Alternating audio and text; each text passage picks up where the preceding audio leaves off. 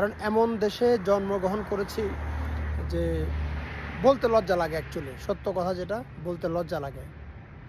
মানুষ বলে যে আমি আমার দেশে জন্মগ্রহণ করে খুবই গর্বিত। আসলে না ভাই, গর্বিত না। দেশে যা হচ্ছে, দেশে যা হচ্ছে আজকে লাস্ট 15-20 বছর ধরে যা দেখতেছি, যা হচ্ছে, এগুলো দেখার পরে এগুলো মানে নীরবে সহ্য করা ছাড়া কিছুই করার নেই। আমরা বিলকুলই গর্বিত না বাংলাদেশে জন্মগ্রহণ করে, বাংলাদেশের নাগরিক হয়ে বিলকুলই গর্বিত না। একজন প্রবাসী হয়ে বাংলাদেশের থেকে এখানে এসে যদি কেউ আমাকে বলে আমি কি বাংলাদেশের নাগরিক হয়ে গর্বিত, না ভাই, আমি লজ্জিত যে আমার ভাই বোনদেরকে যেভাবে নির্মমভাবে হত্যা করা হচ্ছে, টর্চার করা হচ্ছে, নির্যাতন করা হচ্ছে, আমি লজ্জিত। আমি লজ্জিত, অ্যাকচুয়ালি বাংলাদেশের নাগরিক হয়ে আমি লজ্জিত।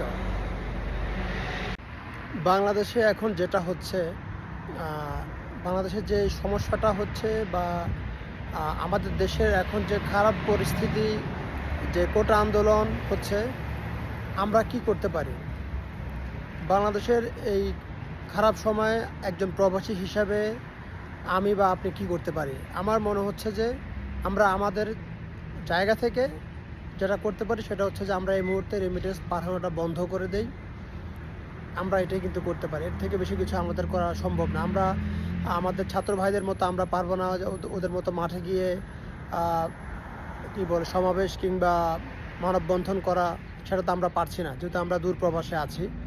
তো আমি বা আপনি যেটা পারি সেটা হচ্ছে যে রেমিটেন্সটা বন্ধ করে দেই, কারণ এটাই আমরা করতে পারি। এবং এই রেমিটেন্স বন্ধ করে দিয়ে আমার মনে হয় যে আমরা আমাদের ছাত্র ভাইদেরকে সমর্থন করতে পারি, তাদেরকে সাহস দিতে পারি। আর বাংলাদেশে আমি যদি রেমিটেন্স না পাঠাই, তার জন্য আমাকে যদি বলা হয় আমি একজন রাজাকার, তাহলে সেটা আমি সাদরে গ্রহণ করে নেব। কারণ